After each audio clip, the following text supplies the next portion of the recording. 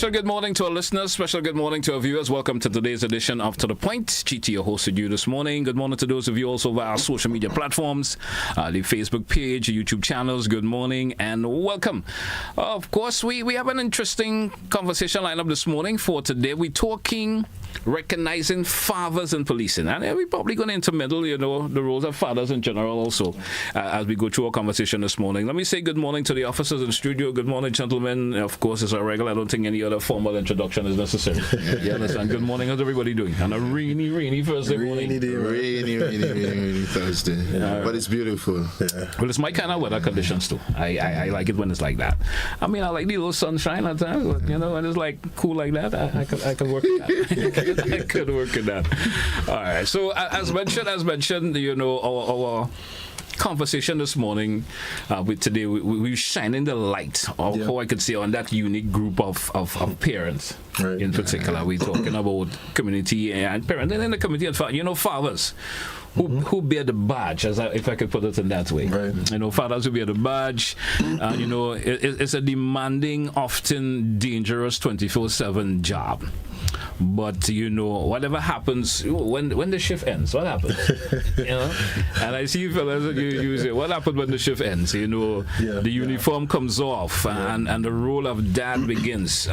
So today we're going to discuss the challenges, the sacrifice, the unique strength that police fathers bring to both their families and the neighborhood also, which they're in. I want to start off by simply asking this question. Being a father and being a police officer, how is the balance comes in? That particular balance. And I'm assuming both of you are fathers yourself. Yes. Yeah, I'm a father too, so I know what it's like. But being a police officer, I'm not a police officer. Yeah. But how do you weigh that balance? Yeah. Let me start by wishing everyone an early happy Father's Day. Yeah. Fathers are extremely important, and without us, we can't have that intricate balance to, stabilize the family and the communities and so. As it relates to policing, you say a very important word there, balance. And oftentimes, me and my colleague Couple Lucia, we speak about balance, and so we have to always reassure each other, make the time, because, as being a police officer, the job can be very demanding. Yes. And we know what we sign up for. I think what helps greatly is reassuring your children and letting them know. So many times you go into the schools and to the communities, and normally when you ask a student what they want to be when they grow up, I want to be a police officer. Yeah, and most times on Caridi, most of the persons are just as police officers. The children are just as police officers. So to an extent, the children do understand that police officers, when you ask them questions, they say they run and they catch the bad guys and they lock them up and so. But having that conversation with your family is very important, because although it is known generally, being intentional about it and letting them know, I have a busy schedule, and going even further and making time to spend with them is even more important. And it's not an easy road, but you have to be there for them, because it's extremely important being a father and showing up for them when it counts. So true. Even factoring it into the leadership and the decision making, because we see that as middle supervisors within the organization, and there are times that you may have a junior that wants to attend an event and it just may not be possible. So there's a way that you have that conversation, and you don't want to come off as condescending or you mean or anything like that. But being a police officer, there are times that we have to understand and come to grips with the fact that there are some priorities that you just cannot escape from. Being in law enforcement, sometimes it operates on that irregular shifts.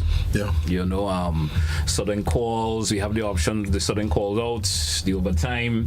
How do you manage, missing key family milestone? You was preempting on that a while ago. Family milestone like the birthdays, the bedtime, the school plays or whatever events or schools you can attend because that is on, is out. Without letting that guilt, that guilt. Trust me, it's a heavy word. Takes over. Talk to me in relation to that. I could piggyback off a couple, Louis, when we were speaking yesterday. I think we've come a long way in that regard. Supervisors understand, family time is extremely important. So in terms of creating the schedule for persons. Yeah. You know, if you have a father of 10, let's say, just an example, a father of 5, he might be given a different schedule based on the time, his graduation time. So that is given some consideration. Definitely. Yes. Okay. And there are briefings that we conduct on a regular basis. So it's very important that the subordinates and their seniors have regular communication. Okay. And I'll go as far as even in saying that fathers need to be intentional. Yeah. You know, just because you ask your supervisor for time off and they say no, you just leave it there. If me and Corporal Lewis, we work at the station, we have a good relationship, and my son is graduating on Friday, I have to work, and I wasn't given the time, I could simply call Corporal Lewis and say, you know, can we exchange our shifts, and can you accommodate me, and I'll accommodate you just the same. The good thing about it, going even further, from a leadership perspective, because these are issues that comes up. These are conversation that commissioner has with his team. Because honestly speaking, if you're in a situation and that supervisor, let's say, is not that flexible, or so, it creates issues. But when you know that you can have the confidence that your commissioner, your divisional officer is going to look at that issue and give consideration, then you as the leader at a certain way in the table, you know that it does not make sense you're being too hard on that officer. Because the thing about it is that you might be inconvenienced one day and you would want some time. Yeah, so you can't be too hard and fast on that one. The significance of fathers being present in the lives of their children cannot be overstated. The data is showing, as well as our personal experiences, that there is a correlation in crime and in dysfunctional, let's say, delinquent children when there is no fathers in the home. Yeah. And we understanding that, because this is something that we confront on a daily basis, it informs our decision making, and so a lot more consideration is given. We are improving, we are in a better place. Honestly, I know that some police officer, maybe a retired officer, might be listening now, and he might be thinking, what this young man is talking here this morning? Because in the past, we had some situations that was not handled well, but as an organization, we are growing, we are learning, and we are improving. Yeah. So true. I mean, and it goes across the board too, you know, as a regular father as myself. I'm not in any force or anything, but making the time is important. Definitely. And especially in today's world. You know, you say a past officer may say, but 40 years ago it probably was different in terms of things were handled. You miss an event, you could probably make it up somewhere else. But in these days and times now, being there for your own patient is a really critical role. Definitely. You understand? Yeah. Knowing the distractions that are out there that would come to them, being there as a father plays a really crucial role, even though you're part of the force, and you know that harsh, realities from time to time steps in. What I want to ask too, how does you folks that decompression part of it, when if you get where I'm coming from, the decompression, you finish that hard shift for the day, whatever situation it may have been that you had to attend, you probably come in here this morning, you may have another event to go later on today, all part of make the job that you do, but how does that decompression comes in for you, maybe on that drive home? How that decompression comes? I think it manifests itself in different ways. For me personally, I like to just relax, sometimes a little quiet and peace. We just recently came out from Police Week. Yes, for me that's a wonderful outlet for decompression, because you get to socialize with your peers, socialize with people in the community, and it's just a relaxed environment as opposed to the labor. Looking at it, you can look at the structured approach, and from the perspective that the organization is doing XYZ for you to have those moments, and also there's the individual who have to take that responsibility to find those moments. And I love farming, so that's something that I enjoy. Sometimes when work is over, we just sit back in the office and we just laughing at silly things and everything, and it just allows you to smile and just to balance. Somebody might say something and another one say, listen man, see what you're going through there, we are here for you, and everything. We like checking in on each other. I have a sergeant there, and when he comes in, the first thing he's going to ask me is, how was the night? You okay, man? You sure you're okay? You're good? So that's so support force is strong. You would say that's support group. Even further, we have a reward system apart from being paid and our normal days off. Usually when we have big events or the events that would demand extra labor or extra effort, the commissioner in his wisdom and even the executive team, they would normally allot a day off. And so sometimes around Independence, Carnival, with good reason. Yes. You know, sometimes you exert a little more, you go days on end working, not knowing when you get a day off, and the commissioner in his wisdom and the executive, they will give you some time. And really and truly, really good. We really have come leaps and bounds in terms of our leadership. I believe some of our former leaders probably was a little too hard. and maybe this, you know, it's possible that, you know, that would have been... Not listening. Things would have been like that, you know, but no, seeing the entire person, and I credit, you know, this present commission as well as past in terms of the subject matter that is being introduced in our training now. So we deal with emotional intelligence, and officers, you know, you get that necessary skill set to be able to recognize when your staff might be having an off moment, your thought strategies, how to handle that. So the whole idea that back then you would have had a supervisor that had to confront himself with a difficult situation, and he does not really have that skill set. He don't know where to turn. No, we are training persons, so we get better results. You are putting yourself in your shoes, as they would put in yourself in someone else's shoes, as they would say. I must give credit to our chaplain, you know, Corporal Matthew.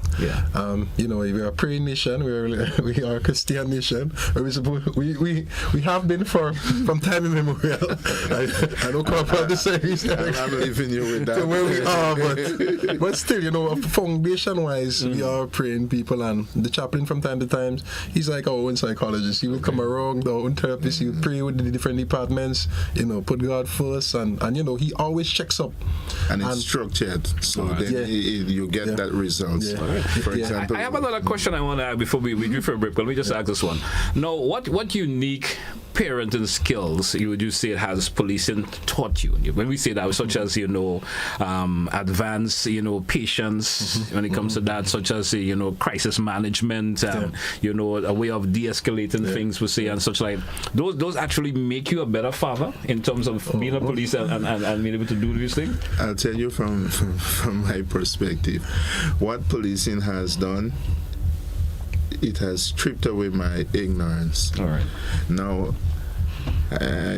from time to time, I would visit the school, and I deal with children, different backgrounds, different parenting. And what I notice, there are some issues that children go to that are universal. So I no longer have that, you know, ignorance of believing just because I'm a police officer and it's my child, they are not subjected to pressures. All right. And because I understand what children are going through, so then when something come up, my reaction, I don't overreact, but I'm able to just receive it, and I'm able to say the right things and ask the right questions, and usually we walk through it, and then we find that solution. Because I would say I remember the time I had to say to my son, I said, listen, I know what you're going through. And I say, I know in that moment where we have in our conversation, you're not telling the truth. Because I get to speak to other persons. But I want you to know. I would tell my son something, you know, whatever you try, and I did that. Exactly. For me, it's conflict resolution on a day-to-day basis. Well, to an extent, that's what you think. So, you know, when you've been doing it with so many other strangers, per se, when you get home, it's a little bit more personal to you. And for me, the most outstanding thing policing has taught me to teach my son is that of being a gentleman. You know, and being of service to people. All right. We drew for a break. Let's take it. When we come back, we continue the conversation. Stay with us, folks, to the Point Classic Radio GBN TV. We will be right back.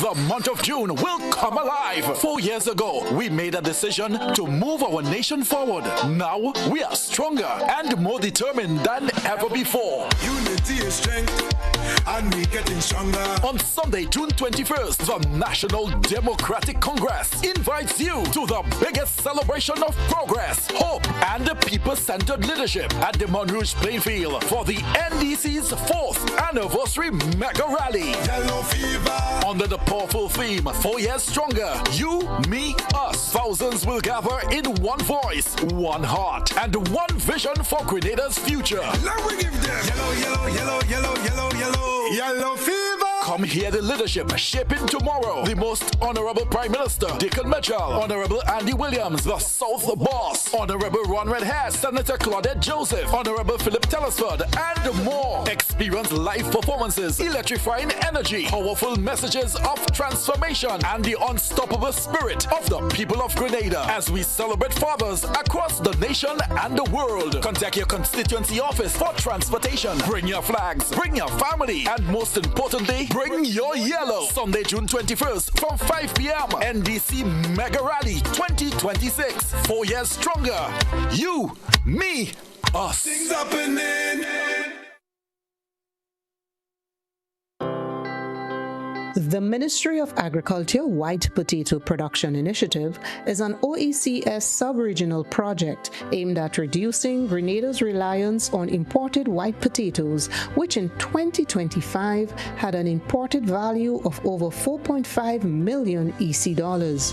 The White Potato Production Initiative is part of the Ministry of Agriculture's food security drive and is being undertaken with the simultaneous cultivation of other crops such as sweet potatoes, pineapples, coconuts, carrots, and other vegetables. Other OECS countries like Dominica and St. Vincent and the Grenadines are already at an advanced stage in white potato production, with Dominica completely cutting the import of white potatoes during the first quarter of 2026. Grenada is now preparing to advance production for better output in 2027. The Ministry of Agriculture, Lands and Forestry, ensuring food and nutrition security for all. At 5 p.m. on August 5th, 1944, the schooner Island Queen sailed out of the St. George's Harbor. On board were some of Grenada's brightest and best sons and daughters. What happened afterwards remains a mystery. Where Island Queen gone? Heritage Theatre Company presents Lucy's Straw Hat, a full-length drama written and directed by Chris DeRiggs, a moving story about a family caught up in the drama of this great mystery. Meet Hyacinth, haunted and always ready to do mischief. Rich man, he'll make him sign for you? Lucy, beautiful and headstrong. I had a dream, Mommy, that Hyacinth was there, holding my hand. Lucy's Straw Hat at Grenada Trade Center on Saturday 13th and Sunday 14th June, and at the Luke Cinema on Saturday 20th and Sunday 21st June. Advance tickets $60, $75 at the door. Come join us. Where Island Queen gone? Building or renovating your home or business? Why not use clean, renewable energy? Install solar panels to power your home and office and see your energy costs go down and your savings go up. Using renewable solar-powered energy protects our environment, reduces our carbon footprint, and slows the devastating impact of climate change. Republic Bank can help to finance construction and renovations that make use of renewable energy. Visit any Republic Bank branch and ask about renewable energy financing options today. Republic Bank, we're the one for you.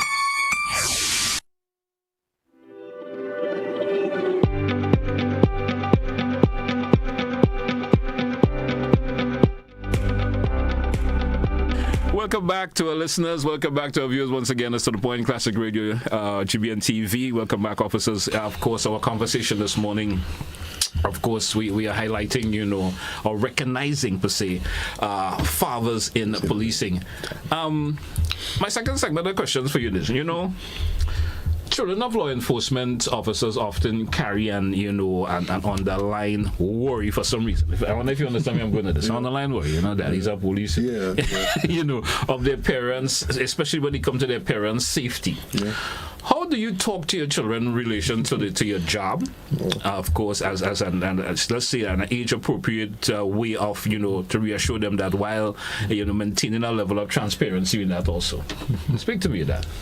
Well, with the advent of social media, so these children, they know everything, and trends that usually happen. They normally see police officers in the so for example, I would go. My son asked me the other day, "Daddy, you eat a lot of donuts?" Because there's a general conception that police officers like donuts, and they say that. Although that's sort of more of a Western view, in the States sort of thing. But children, we don't give children enough credit. Children are way smarter than at the same age now. A 4-year-old now. Exactly. From a 4-year-old, compare that 10 years ago. Trust totally me. Different. They know so much. So, you have to be open. Of course, you wouldn't be as raw with your explanation, but it's just sitting and having a good conversation with them, letting them know that, it is a dangerous job. Yes. But there are mitigating factors. You have to be careful when you go out there. And then it becomes a teaching moment for them too. When you go out, you have to be vigilant, because Daddy's vigilant when he's out there. You have to, when you're assisting people, you're arresting people, all these type of activities that occur as a police officer. You just explain that to them and they do understand. Yeah. I think what further softens a bit too, the fact that the police is actively engaged in schools. Yeah. So then the children get to see their parents in different capacities and so. But we cannot move away from the dangerous aspect of it. And sometimes when you get those viral videos where police is having confrontation with persons and things like that, and they look at that and they ask questions and everything. So when you have those uncomfortable moments, you have to find the words in that time, in that space, to speak and to put clarity to the subject. Yeah, it's like, they're getting that third-party version. Yeah. And sometimes folks, you hear conversations sometimes when, especially when the world is open in terms of the social media and stuff you talk about, and television shows and so that show policing. Yeah. And you know to yourself, Grenada, we have the lighter version of policing in the Caribbean to compare what some other countries go through on a daily basis, on what the worry of families, especially with husbands and even wives who are police officers. Yeah. You could say we have the lighter version of it. Sure. Stuff do happen, but not to the magnitude where there's that worry for life-threatening events on a daily basis. The question that you asked, it triggered something in me, because I noticed my little daughter, she don't just watch videos, she read comments. She read the comments. Go further. So now when you have a video and then you have persons saying some really, really, really nasty things stuff about the police officer, there's a possibility that police officer child or children is reading those stuff as well. So it's important that, and professionalism within our organization, that's something that we stress. We do that through professional development, training and all sorts. And as supervisors, I'm just going to take the platform and the moment now to say to supervisors, briefing your staff is very important. And I like the fact that we have a force now that if you do something and you're going to get a call. Yeah. You're going to be called into a meeting, you're going to be asked questions and everything. And it's teaching moment. I know I don't like the call, to be honest. But sometimes, you have to change how situations is handled, and it's important that those conversations take place. Because you are first-hand to how fragile life is, our life can be. Do you find yourself, being a little bit overprotective as a father? How do you strike at that balance, we say, between keeping your children safe and giving that independence, to grow? Yeah, you have to. It's a very intricate balance. For me, I have a security-oriented mind. So from the time I left training school and went through probation, been in the force for all these years, you develop a frame of mind where you always conscious, you're looking at everything, and sometimes you have to catch yourself, because sometimes you hear things happen at school, and when you go, you have to be mindful how you approach the teachers, be respectful, and so, because policing does inculcate some serious security measures into your mind. So I personally, I think I'm a little bit overly protective, and it comes from me being a police officer and sensing danger and everything, and I do try to turn it down a little bit, but that side of me me, honestly, if I'm being real honest, I think my family couldn't say that. That I look at things, I see danger and I have those conversations. I have long conversations sometimes when they will prefer that it be short. And I speak a lot with the police voice sometimes and everything. But it is necessary when you are someone that is charged with the responsibility of providing, guidance and enforcing laws and everything, and then you get to see situation, the dangerous spots, you recognize patterns. It's very hard to turn that off. And I do have conversation to protect my children. I hope they are viewing it like that. You want to see? No, I was just saying at times when you walk the long hours, sometimes you have on the police hat, and then when you go, the police hat is still on, so you have to be mindful sometimes when you go to take off the police hat and sort of bring out more of the human aspect, because there's a saying that if you don't teach your child, the world will teach them. If you don't train them, the world will train them. And then you have to also be careful how much you expose them to, because if you protect them too much, they will learn the hard way when they grow up. You preempted my next question, but maybe we could expand on it a wee bit.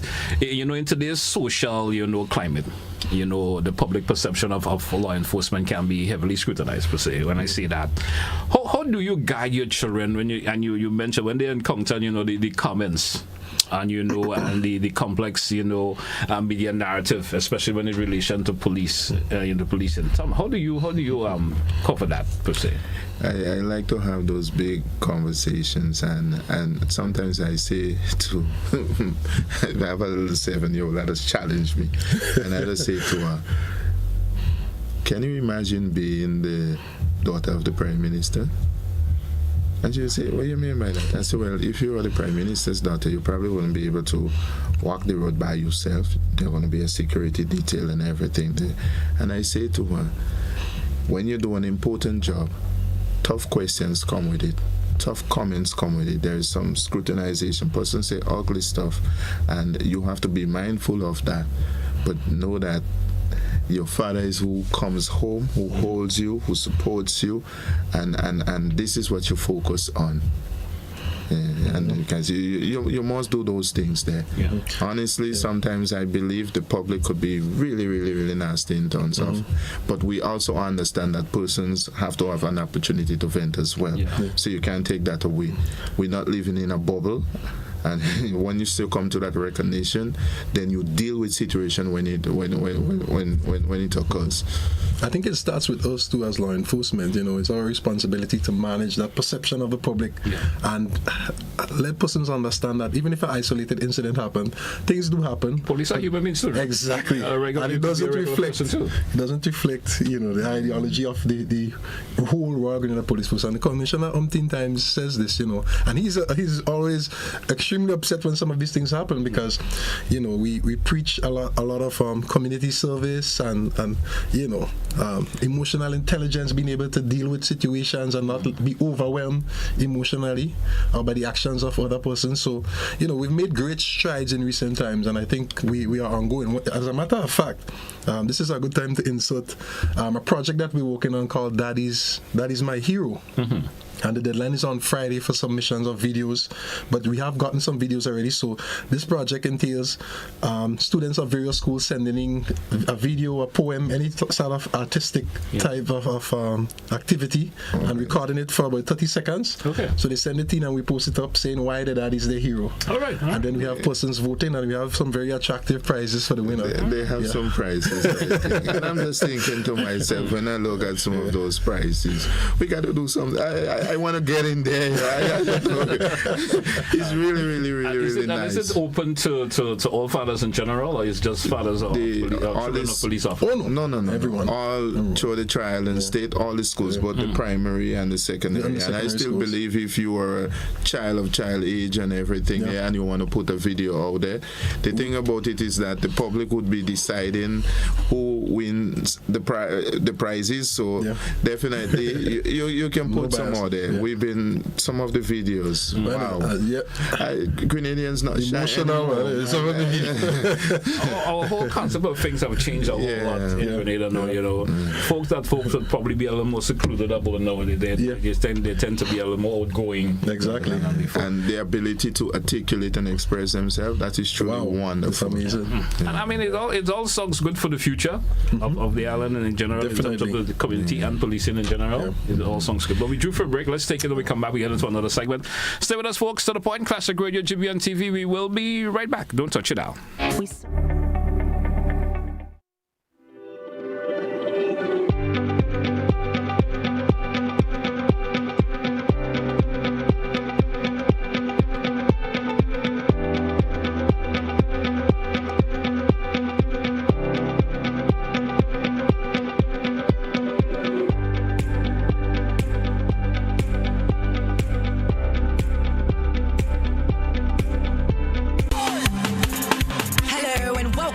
To GBN's Rock the Box Weekly. These are your smashing hosts, Prince Charlton and Nyara. Over 100,000 beautiful people tuning in today. And that's quite a lot, isn't it, Craig? There's only one place they can help you keep up with music and culture today. Started as the underhorse, as they say. Prince and Nyara on the commentary at 8:30. And now, they're Cricket fans, the ultimate cricket carnival is completely locked in. The entire Sri Lanka tour of the West Indies is live on Classic Radio. From the explosive white ball battle to the grueling high stakes test match crown, every boundary, every historic wicket, and every single moment of national pride is coming straight to your living room. Rally with the region. Catch the whole series live right here on your sports leader, Classic 105.5 and 105.9. Sponsored by National Lotteries Authority and Tabax. This Emancipation Weekend, Freedom Takes the Sea. The Media Workers Association of Grenada invites you aboard Unscripted, the Freedom Edition. Friday, July 31st. Step into an unforgettable night of music, vibes, culture, and connection aboard the ultimate summer cruise experience. Meet your favorite media personalities, party under the stars, and celebrate freedom the unscripted way aboard the Ecstasy. Boarding is at 7 p.m., sailing at 8 p.m. Dress code Freedom Chic. Bold, stylish, unapologetically you. Tickets are limited and going fast. Get your tickets online at GoToFet and at recognized ticket outlets. Unscripted, the Freedom Edition, because the best stories are the ones you never planned.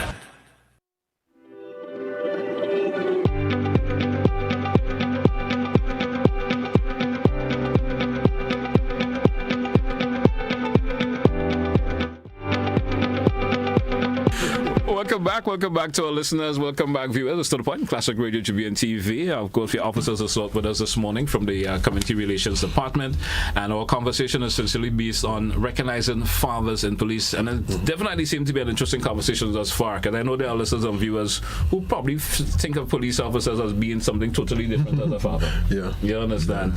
So tell me, I want to talk a wee bit in relation to, becoming a father changes the way you will interact with the youth on the street. Yeah. When I say that now, and I say interact, you will feel, well, if you weren't a father, you probably treat a child different. But now that you're a father, you probably will know how to interact. Has that caused you to interact or handle juveniles, especially incidents and per se?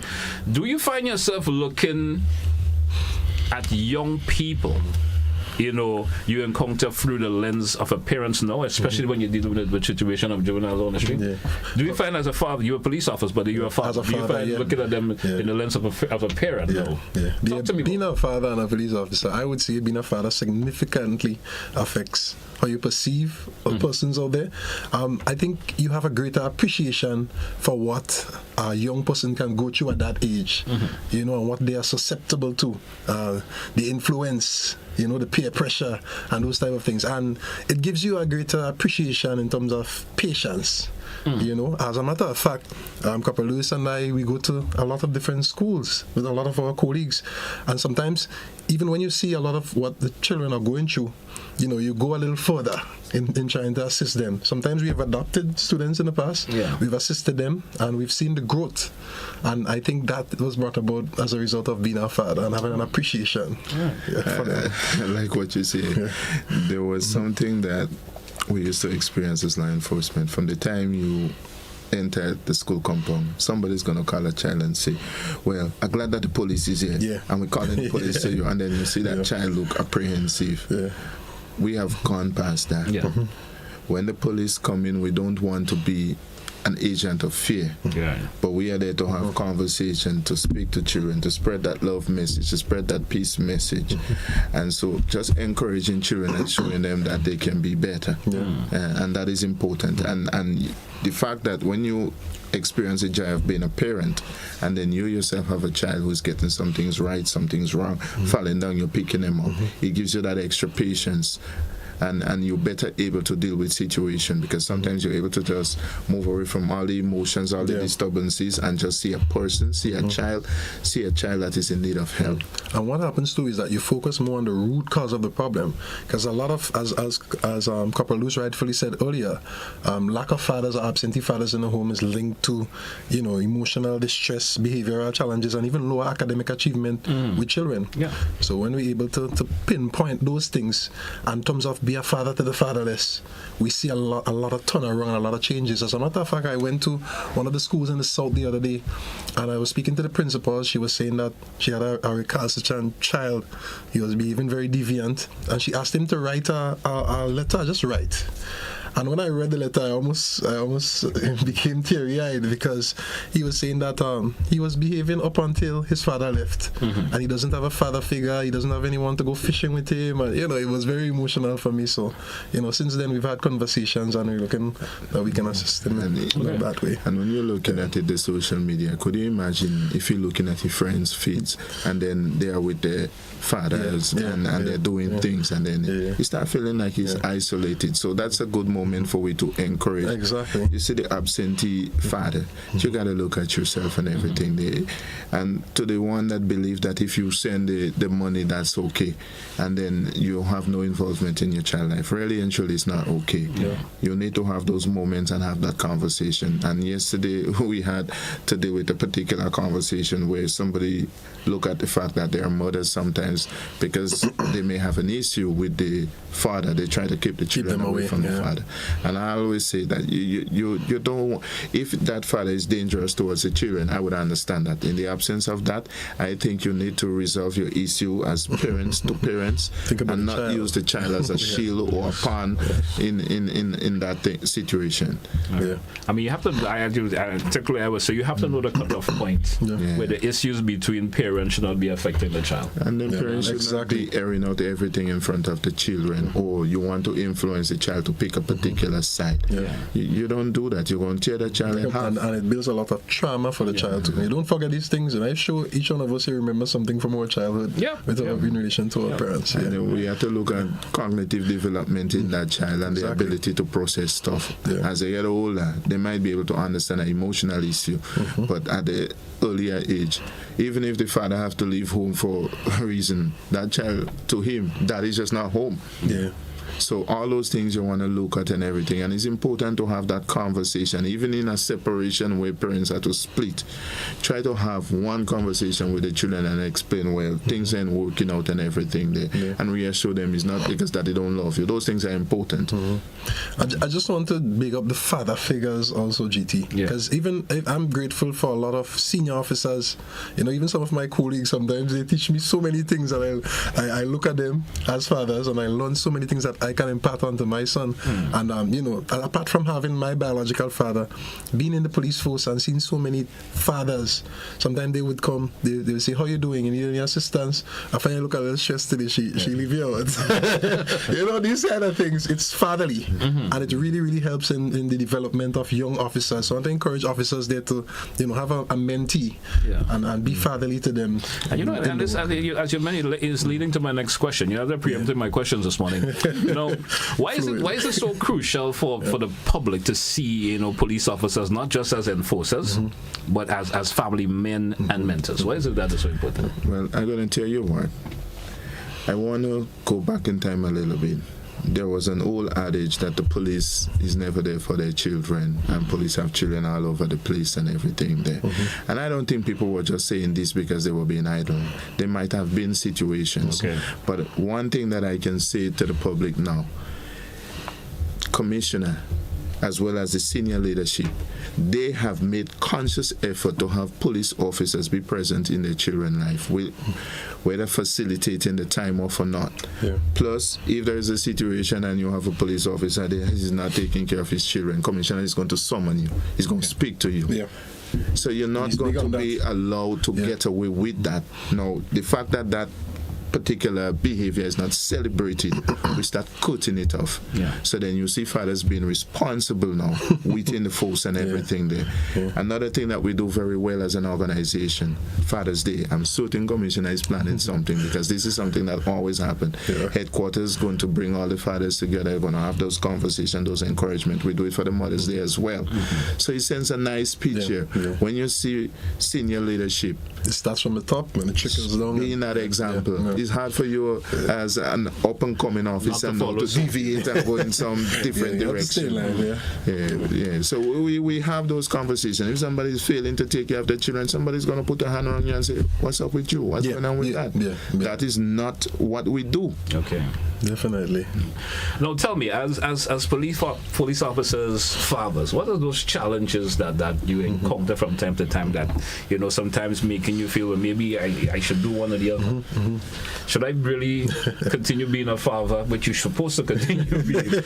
Or should I drop out of the police force because of these challenges that I'm encountering? What are those challenges that police officers face, especially when they are fathers? For me, one of the major challenges is that of burnout. And you have to be, I always remember Inspector Williams at SSU, also known as Borough, I believe. He always says one thing he learned in being in the police force as a family man, a father, an employee of the police force, is that when you get a chance to rest, take your rest.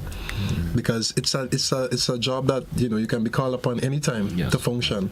So capitalize on the rest when you can, because if you don't, trust me, you'll just be going and you won't have time for your family. So definitely that is one of the things. You see facilitating officers in terms of the time off and everything, and I know there are times that events going to take place and everything. Sometimes somebody reports sick or something, so you always get those challenges. But as a junior supervisor within the force, I communicate with my colleagues. So if there is something, I will not be coming to you and say, well, Commissioner say you can't get day off. No. I'm looking at the reasoning. And I'm saying, listen, headquarters along with the senior leadership within the station recognize that we're going through that trying period of time there. So how you communicate with men and everything, it helps them to appreciate or at least be able to accept some of the difficult decision that comes with policing, because there are times that the job is going to place that demand upon you. Now, you're that individual that had that thing on your plan. You need to have that conversation now with your children or your significant other and everything there, and don't come from a negative place and speak about they don't like you and they this and how sometimes we go on and on. It is the job that we sign up to. Being a police officer is not maybe frying chips or some kind of thing. There are times real difficult situation going to arise, and you have to have that maturity to be able to solve when those times come. If there's going to be a hurricane, I have to leave my home. And I have to be in a place that when something happens that I can be deployed. Now, I understand that because I have a responsibility, but I also understand what could happen if police is not there. The aftermath of Ivan does it hamper your performances anyway at all? Knowing, for example, use the example of there's a natural disaster or something that has occurred, and maybe I have to leave my farm, knowing maybe my home maybe not be the best place for them to be. I mean, how does that hamper your performance being a police officer and a parent? But here, what we do from a management perspective, we look at the fact that follow the meteorological office, and once we recognize that there's a real possibility, police is given the time off before the storm. to secure your home. You may not be able to do everything, which is the real thing, but you are given that time. Yeah. And then the next thing, you know, you're not in isolation. All police officers are calling. Nobody's picking on you. Yeah. And we are called because of that responsibility that we fulfill. Yeah. Another thing that we do very well, every station is supposed to have a hurricane plan. Yeah. And the divisional commander will have those briefings with the entire staff. So now that we're approaching the hurricane season, you're going to be given the information and say, watch, this is something that can happen in this season. So you are prepared for a very long time. Yeah. Hence the reason why we are getting a lot of things right. Yes. One of the beautiful things that we do is, you said the briefing, I was going to mention the hurricane plan, so that was great, is that we focus, and it's intelligent focus, and we know Carnival is, for example, Carnival is right around the corner, and persons are already starting to brief. We have the executive intelligence planning on, from our post-mortem last year, what we got right, what we got wrong. So persons are aware what we're going into. We're not just going into it blindly. So that in turn affects how we treat our family. We let them know, Carnival is coming up, Daddy won't be home around this time. But and then when you get the junior officer that want to sneak out and the senior man touch him on his shoulder and he say, listen, I understand what you're going through. Yeah. When I was young, I wanted to do the same thing. But we have a responsibility. So all those things helps you. Yeah. Because now with your little anxiety, you're young, you want to go in the show, you want to do this, you want to do that. Yeah. But we don't, that conversation is not one where we come and we, just irate upon you. We explain to you, there's a responsibility. Exactly. It's like making a commitment on both sides. Yes. Because you have to commit to your family, commit to the job at the same time. And then after the Carnival Commissioner gives you 7 days for you to free up yourself and do your thing. But in that period, you have to work. All right. We do for a break. Let's take it. Of course, this is the final break segment we're going to take. When we come back, we're going to give opportunity to our listeners and viewers if you want to chime in on the conversation. And 435-2041, both the direct line and the WhatsApp will be available for you to use. We'll be right back after the break. Don't touch it out. Accelerate into the future.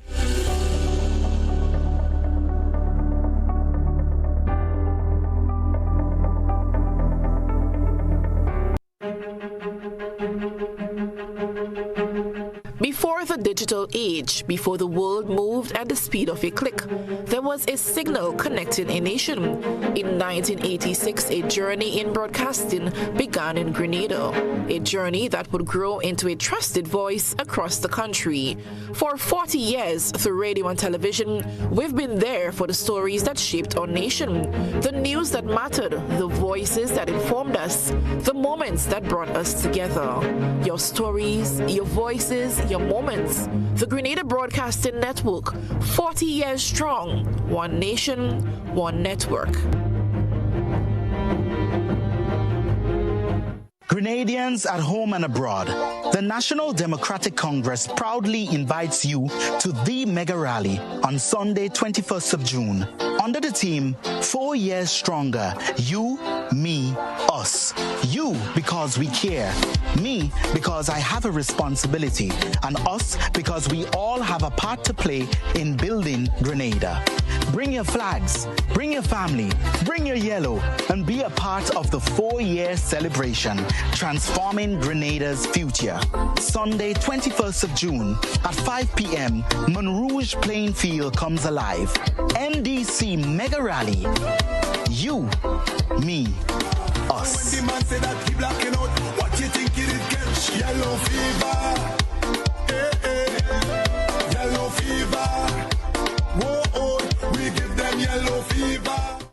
At 5 p.m. on August 5th, 1944, the schooner Island Queen sailed out of the St. George's Harbor. On board were some of Grenada's brightest and best sons and daughters. What happened afterwards remains a mystery. Where Island Queen gone? Heritage Theatre Company presents Lucy's Straw Hat, a full-length drama written and directed by Chris DeRiggs, a moving story about a family caught up in the drama of this great mystery. Meet Hyacinth, haunted and always ready to do mischief. Rich man, he'll make him sign for you. Lucy, beautiful and headstrong. I had a dream, Mommy, but Hyacinth was there, holding my hand. Lucy's Straw Hat at Grenada Trade Center on Saturday 13th and Sunday 14th June, and at Deluxe Cinema on Saturday 20th and Sunday 21st June. Advance tickets $60, $75 at the door. Come join us. Where Island Queen gone?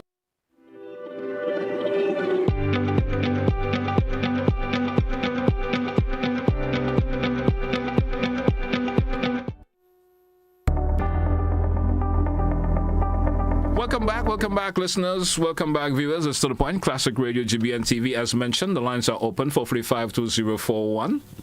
Of course, if you want to ask a question or two to the officer this morning as our focus program, this conversation this morning, per se, we're talking about, fathers, recognizing fathers in policing. Been a healthy conversation thus far. Very healthy in terms of understanding how, police officers balance being a father and being, of course, being a police officer themselves. 435-2041, that's the number if you, of course, want to make a contribution. But anything that, as we await the calls, anything that we may have missed that you want to tap into this one? I just want to reiterate our Facebook program, our project, where persons we want to, even if you're a parent and you want to, coerce, not coerce, but influence your child to take part and ask them, would you want to take part in the competition and see how you feel about daddy? Especially mothers out there.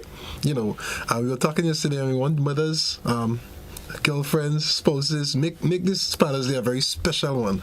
Advocating for your GT. So I hope people are listening. So encourage the kids to send out their videos. It doesn't have to be long, 30 seconds. Just saying why daddy's my hero. As I said, we have prizes. On Friday we'll be closing off the judging. So persons, you can come on our Facebook page as a Royal Grenada Police Force on Facebook and vote. And something, it happens where sometimes we don't see fathers getting that kind of recognition. I mean, everybody's always there for the mothers, especially wanting to do big sale and everything. Major events happening because of mom. I mean, everybody loves their mother, of course. But somehow, I guess as fathers too, we put limited energy into that sometimes. We just play our part and let it be. We do have a caller via the WhatsApp. WhatsApp caller, you're live. Good morning. Welcome. Good morning, GT. Good morning. Let's hear from you. And happy Father's Day to three of you guys. All right, and same goes out to you, sir.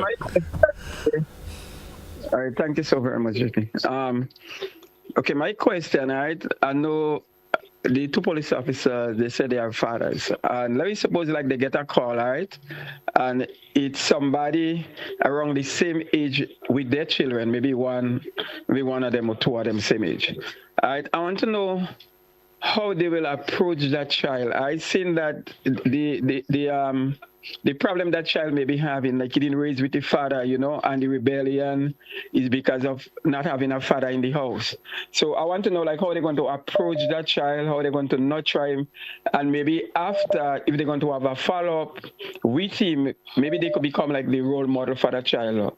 So my thing is like how they emotionally attach after this situation like that. Thank you, GT. Thank you. Great question there. Yeah, I don't think you can exalt all the emotions as an individual. Of course, we are trained not to operate solely on emotions. You have to assess the situation, but it's very important. It's by a case-to-case basis, but it's very important to also note that we have other stakeholders.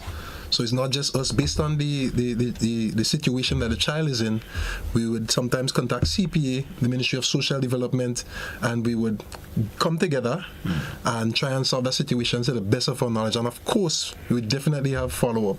We definitely follow up to ensure that the child is safe and so on. So young persons that come in conflict with the law, so we have the probation department and some of those other institutions my colleague is speaking of, they have counselors and everything there. So it's a collaborative effort, and most likely in a scenario like that, that child and the parents will get that assistance that they need. Okay. We do have another caller via WhatsApp. You're live. Good morning. Welcome. If you're a father, happy advance Father's Day to you. And good morning to the officers, Jay. Good morning. Yeah. My thing is that, right, you speak about the senior officers in the station, and they're normally meant to the younger ones. But I've seen a trend in the young officers. When they're on the street or the block, they will try to behave worse than the guys and that you normally would say behaving bad. And you wonder, well, either trying to please the boys on the block or trying to be a role model in the community. Because back in the days, I know, a couple uncles who were in the police force, some of them still are. And people used to always speak about them that, they're a certain way, but they maintain and uphold the law. You find some young officers now, you want any of them as a police. So I hope that you use that and try to mentor the young officers. Because I do realize that most of them don't really understand their role in the community. And their role is to be a role model, be a peacemaker. Instead, they exciting things and they creating vibes for violence. So I hope we would speak to them some more, because some of them don't understand their role. Have a nice day, sir. Thank you. Yeah. Any further I think it needs to be qualified when he says that they behaving worse than the guys on the block, because we have a strict policy against deviant behavior as a police officer. As a matter of fact, we were speaking yesterday and we were talking about police officers are held to the highest of standards, the way they conduct themselves, the way they treat the public. And of course, one of the major points that we push from our commissioner is that of community policing, and we have an expert here in community policing. I don't know if he wants to say anything about it. The thing about it is that police that deviate from the expected behavior, the community relations department is the place that you come in and you make that report. The matter would be investigated, and if it warrants that action be taken against that officer, then you're going to get that. There is a whole department within the Royal Grenada Police Force that deals with the discipline of officers. Now, not because that we have measures in place, it means that an officer may not do something wrong. The thing is that you must have measures in place to correct deviant behavior. And we have that as an organization. We have another call online, which will be our final caller, and we take a wrap after this. Caller, you're live, and I beg of you to be brief for time reasons. Go right ahead, please. Good morning, GT, and good morning to our officers. Advance Happy Father's Day to you, and I want to say thank you for going beyond the call of duty sometimes. You do show up, but I have a concern. Sunday, we have this big mega rally advertised, and I do ask some of the officers to ask the people that are on the road to be disciplined in terms of driving, because not everybody on the road will be necessarily going to that activity, and you have workers and emergency vehicles that just might want to get to their destination. So let us ask them to maybe use one side of the road and be considerate, think of others as they go about their duties. And I'm observing that a lot of the officers, female, the uniforms, the skirts are a little bit over the knees. That's not what we are accustomed to. Thank you for your caller. Thank you very much. We don't want to deviate from the fathers too much, but I can assure her that the traffic department, even the commissioner and the executive, they already would have put things in place to deal with the traffic. Once there's any major event like rallies and such, there is a briefing that will be held with the organizers. So commissioner meets, an expectation is set. Yes, there may be persons that might be in the rally and they may not want to, they may not be part of the briefing or so, but I'm certain that traffic would be on the scene and in situations that warrants the police to get involved to improve the flow of the traffic, that will be looked at and facilitated.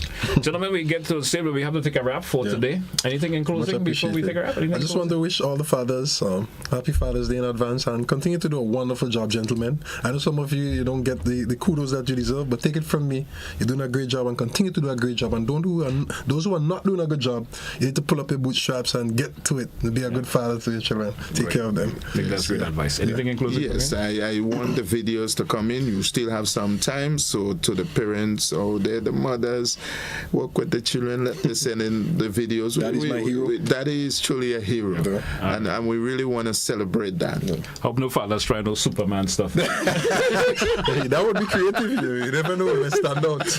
You never know. Officers, I want to thank you once again, of course, shared information this morning, and of course I know there are fathers out there who are listening and need to step up a wee bit. Definitely. And take the mentorship from you as police officers, how you balance both. Exactly. And sometimes we know time and everything takes up the what you could do for, especially for your children. But of course you got to make a time for them. Definitely. Well said. Thanks once again. Thank you. Hey folks, that's how we wrap up our edition up to the point for today. Have a good one. That's where we say goodbye.